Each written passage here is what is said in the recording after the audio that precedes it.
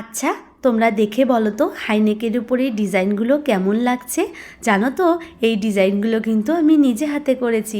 তোমরাও চাইলে এত সুন্দর ডিজাইন করে নিতে পারো।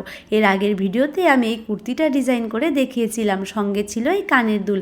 তবে আজ দেখাবো এই হাইনেকটার উপর কিভাবে আমি ডিজাইন করেছি। আমি এই হাইনেকটাকে মার্কেট থেকে কিনে এনেছিলাম, দেখতে একদম এরকম নর্মাল ছিল।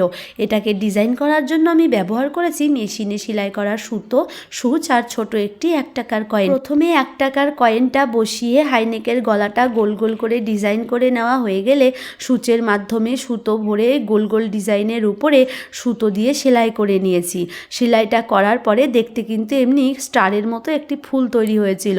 ওই ফুলের মাঝখানে বন্ধ করে ওই সুতোর উপরে একটা নিচ একটা উপর সূচ তুলে তুলে এরকম একটি গোলাপ ফুল তৈরি করে নিয়েছি, যে গোলাপটা দেখতে কিন্তু ভীষণ সুন্দর আর ভীষণ সোজা। এরকম ফুল তৈরি করা হয়ে গেলে তারপর আমি অবশিষ্ট লাল সুতো দিয়ে এরকম স্টার মতো ফুল তৈরি করে নিয়েছিলাম।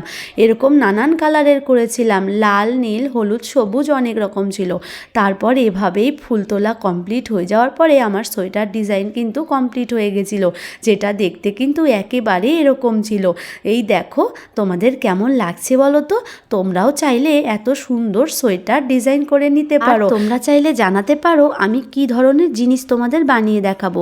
সকলে ভালো থেকো, সুস্থ থেকো, টাটা।